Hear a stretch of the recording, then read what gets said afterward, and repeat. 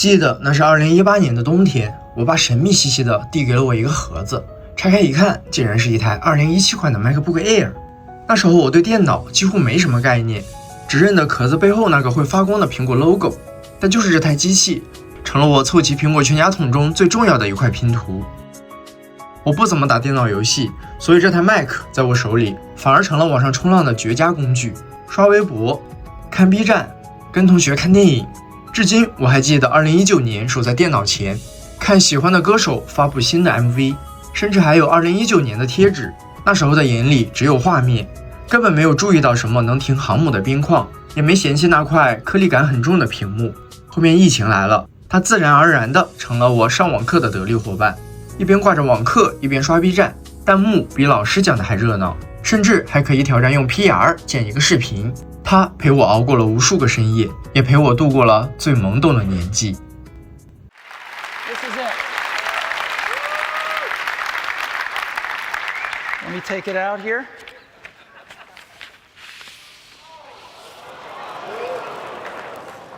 This is the new MacBook Air. 2008年，喬布斯從一個牛皮紙信封裡抽出第一代 MacBook Air， 全世界都看傻了。那背後是喬納森·艾維的手筆。他們做這件事的初衷很簡單，讓電腦輕薄得像空氣一樣。Air 這個名字從那天起就成了極致輕薄的代名詞。但現在的 MacBook Air 也好， iPad Air 也好，似乎已經不再執着於那個薄到離譜的執念了。尤其是 iPad Air， 甚至比 iPad Pro 還要厚。現在的 Air 們犧牲了一部分輕薄，換來了更強的性能，這本身沒錯，但總覺得少了點當年的震撼。直到 iPhone Air 的問世，蘋果似乎又想起了 Air 這個單詞所承載的物理意義。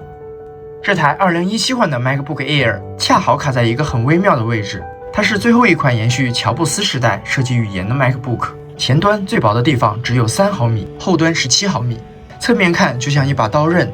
再仔細看看這台2017款的外觀，銀色鋁合金機身摸起來很冰涼，開機及亮燈的蘋果 logo 給安靜的夜裡增添了一些氛圍感。鍵盤是第2代蝶式結構，手感確實一般。側面有2個 USB-A 口，一個 SD 卡槽，一個耳機孔。它還支持 MagSafe 磁吸充電。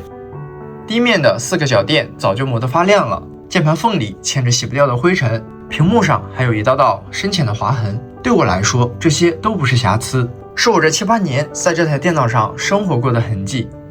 MacBook Air 2017可以用來玩英雄聯盟，不為契約，再或者流暢剪輯 4K 視頻。你以為我要開始吹了？別急，這些都不是他們幹的。現在的他打開一個剪映估計都會很慢。剛才那些畫面是我通過悠悠遠程連到家裡的台式機跑的。這台老 Air 幹嘛呢？就幹一件事，當一塊屏幕，當一套鍵盤鼠標，當一個永遠在線不占地方方便攜帶的遙控器。它只負責把畫面傳過來，把我的按鍵傳過去。它跑不動東西，但它能指揮跑得動的那台。這才是2026年一台2017款 MacBook Air 最體面的活法。而現在這台跑着 macOS Monterey 的2017款 Air， 打開個 Word 刷個網頁還能勉強應付，但稍微大一點的軟件一開，卡頓就藏不住了。所以我琢磨着給它降回老系統版本會不會好一點。折騰了一通，我把它降級到了 macOS High Sierra， 流暢度確實回來了，風扇不怎麼轉了，開機也快了，但代價是 App Store 裡大部分軟件都提示需要 macOS 12或更高版本。想裝個新版微信不行，想用新版瀏覽器不行，連開個雙系統也提示失敗。到頭來我發現老系統跑得快，但什麼都裝不了，新系統能裝但跑不動。老系統加老 Mac 就像被时代卡在中間了，往前走不动，往後回不去。它更像是一個被时代拋棄的美麗小廢物，使用價值越來越薄，剩下的也只有情懷了。所以我又把它升級到了 macOS Monterey， 並且給它裝了一個 Windows 10系統。有些軟件在 macOS 上跑得慢，Win10反而更絲滑更順手。可能有人會說，買 Mac 就是買 macOS， 買那個生態，那個閉環，那個優雅。我以前也信，後來發現不是。它在我手裡從來不是蘋果體驗神器，它只是一個得力夥伴。macOS 也好 ，Windows 也好，都只是住在這裡的房客。實用才是一台電腦最體面的修養。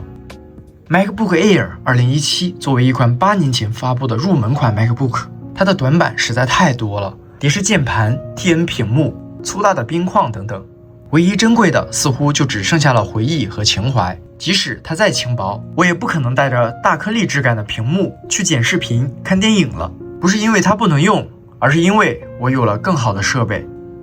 科技迭代很快，快到我們來不及告別。但只要按下開機鍵，2018年那個冬天就永遠都在。我的8年都在這一台 Air 裡。